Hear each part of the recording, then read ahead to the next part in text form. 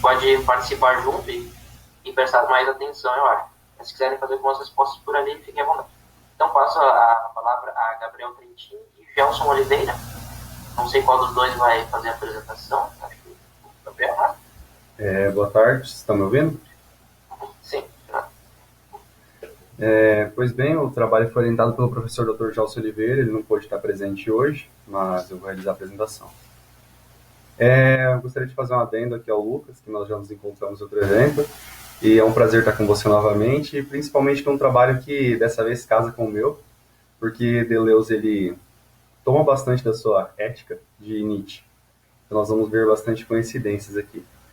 Primeiro ponto, quando a gente vai tratar da moral como negação da vida em uma perspectiva nietzschiana, é importante a gente ter em mente qual o conceito de realidade ou de vida em Nietzsche. Até a ciência do século XIX tinha essa noção de que a realidade era concebida através de um tipo de energia ou força fundamental, coisa que nós abandonamos hoje. Mas Nietzsche, dentro desse contexto, ele tem a concepção de que a vida ela é vontade de potência. E o que é vontade de potência? Vontade de potência, então, é uma dinâmica entre forças, não forças que querem ou que desejam, ou que têm qualquer tipo de teleologia, mas são forças que, por um movimento natural, embatem umas com as outras e buscam a superação e o aumento de potência. E essas forças, então, elas produzem toda a realidade, das forças cósmicas aos valores humanos, como define a Scarlett Martel no título do seu livro sobre Nietzsche, que inclusive foi a tese de doutorado dela. Mas, enfim, nós podemos verificar a presença dessas forças em toda a vida, como, por exemplo, na dinâmica de sobrevivência da espécie, onde se luta por comida, por território, por parceiros sexuais, por domínio social. É mais diferente de Darwin, Nietzsche vê esses indivíduos nessa luta como uma luta por aumento de sua potência e não pela sobrevivência. Mas nós verificamos esse embate. Ele então vai definir a vida como essencialmente apropriação, ofensa, sujeição daquilo que é estranho e mais fraco, opressão, dureza, imposição, incorporação e, pelo menos na melhor das hipóteses, exploração, lá em Além do Bem e do Mal, no texto 259. E nós podemos ver essa mesma dinâmica de vida, essa dinâmica exploratória, ofensiva, embativa, dentro de um corpo.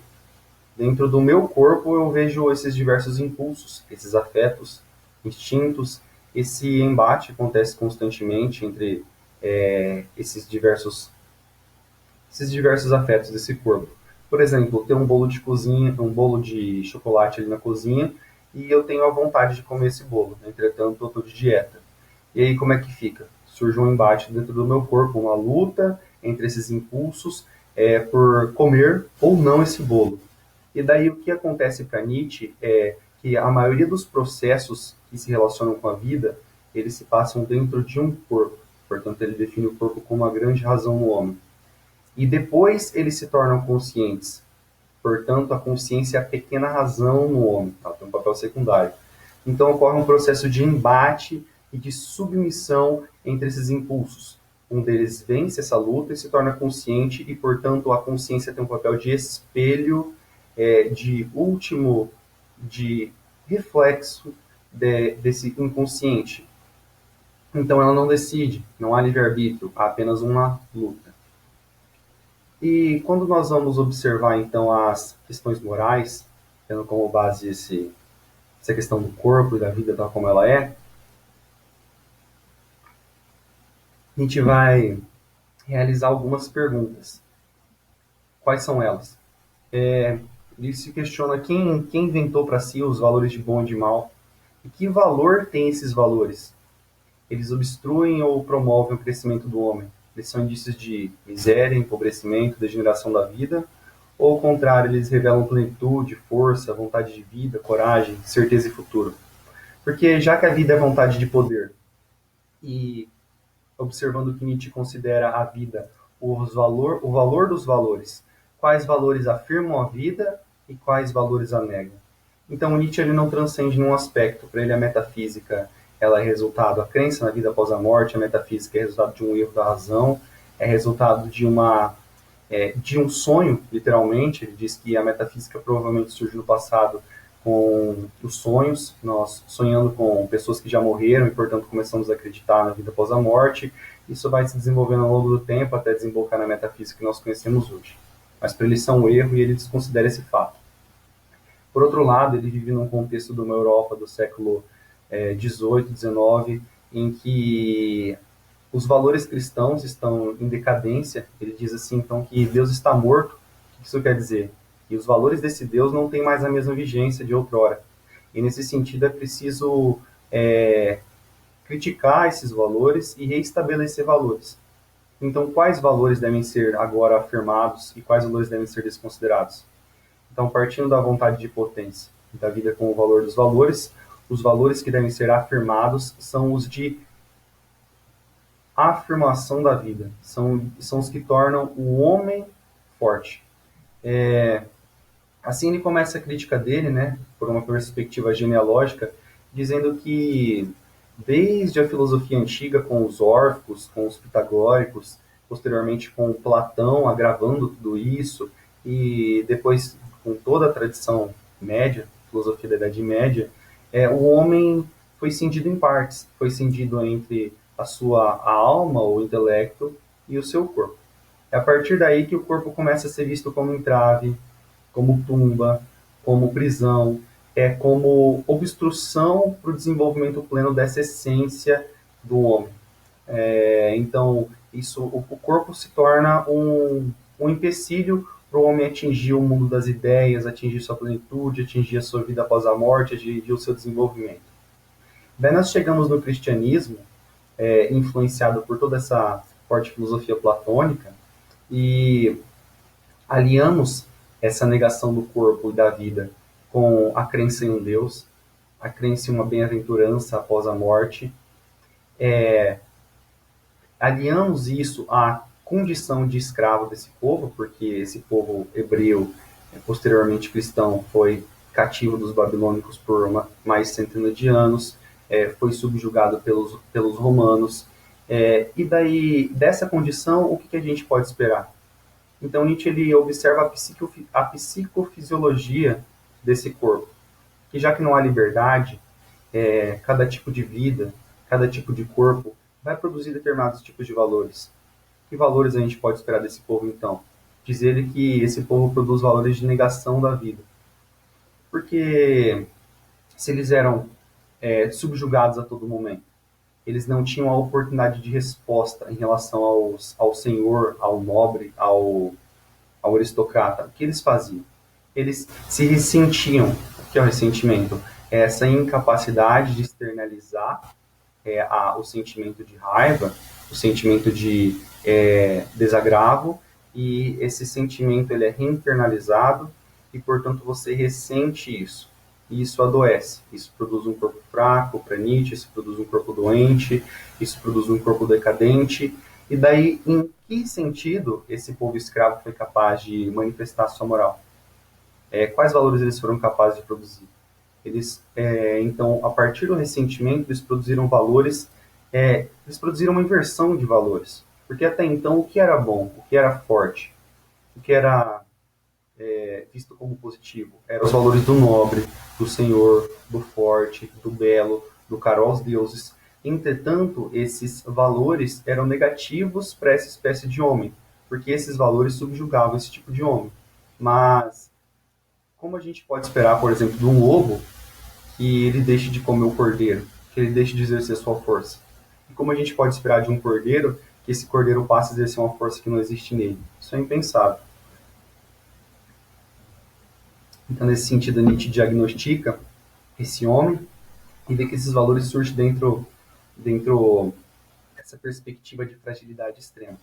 Então, esse homem começa a pregar que os valores do Senhor eram valores maus.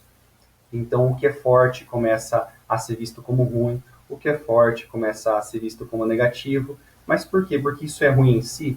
Não, de forma alguma. Mas porque isso é ruim para a conservação do tipo de homem fraco, do tipo de homem escravo, para aquela espécie de vida que eles tinham. Nesse sentido, começa a ser valorizada a igualdade, a compaixão, a livre vontade, começa a se aumentar o ressentimento, se valorizar a humildade, a paz, a justiça, e tudo isso passa a ser visto como bom. E o que é característico do homem nobre, então, é que essa manifestação de força passa a ser visto como o mal dessa moral. Então, a gente vai afirmar assim lá em Genealogia da Moral, no capítulo 1, no aforismo 7, é quase uma sátira. Os miseráveis somente são bons, apenas os pobres, impotentes, sofredores, necessitados, feios, doentes, são os únicos beatos, os únicos abençoados, unicamente para eles a bem-aventurança. Mas vocês, nobres e poderosos, vocês serão por toda a eternidade os maus, os cruéis, os lascivos, os insaciáveis, os ímpios. Serão também eternamente os desaventurados, malditos e danados. Daí eu lembro daquela passagem bíblica que Mateus 19, 24, que somente que é tão difícil um rico entrar no reino dos céus quanto um camelo passar pelo buraco de uma agulha. Isso reflete bem essa visão do ressentimento, de inversão do que é forte, passa a ser considerado fraco e mal, indigno, indigno dessa felicidade e bem-aventurança. E daí tudo isso que é frágil, fraco, e vai de encontro aos propósitos que coordenam a vida, começa a ser considerado bom e positivo. Mas Nietzsche, olhando a vida como o valor dos valores, ele fala, não, opa, peraí, isso está errado. Esses valores são negativos, eles sangram a vida, eles tornam a vida anêmica, eles enfraquecem a vida.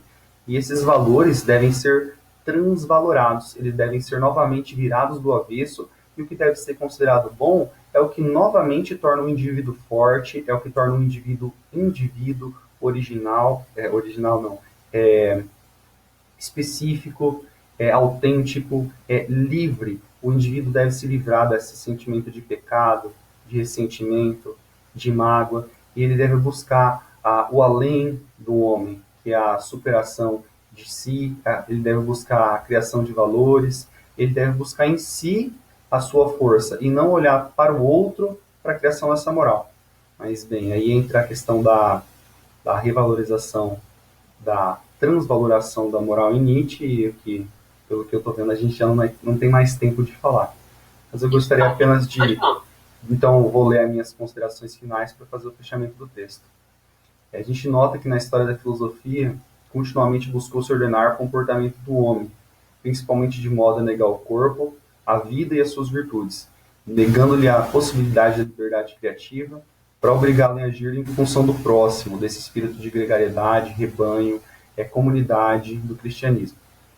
Por meio do platonismo e do cristianismo, os quais longamente valeram-se dessa filosofia, o homem criou uma falsa percepção do que é a vida.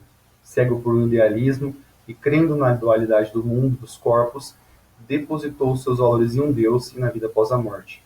O que levou a ética e a moralidade do Ocidente a serem profundamente marcadas por uma negação do físico, expressão de um niilismo para Nietzsche, já que nega a vida, bem como desembocou na percepção de um corpo maculado, sujo, um invólucro passageiro a ser negado.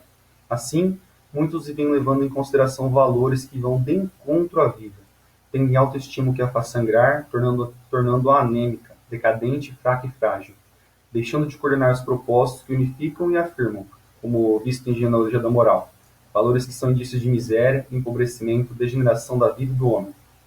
Nesse sentido, Nietzsche pode ser entendido como um destruidor dessas opressões valorativas, decorrente de concepções metafísicas e construtor de uma liberdade humana no seio da sua individualidade, plenitude e força, vontade de vida e coragem, elegendo os valores do homem autárquico grego, do senhor, que preconiza a vontade de poder, onde a metafísica e a concepção negativa do corpo, erros da razão, que levam ao autodesprezo, remorso e desprazer, devem ser afastados, conduzindo o homem ao sentimento de liberdade, coragem, bem-estar com a própria força e o sentir-se bem consigo, algo como ele define, como amor divino, graça e redenção de si mesmo.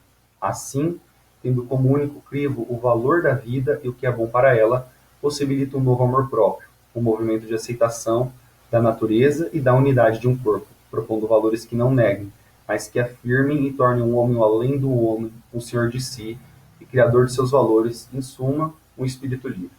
Muito obrigado.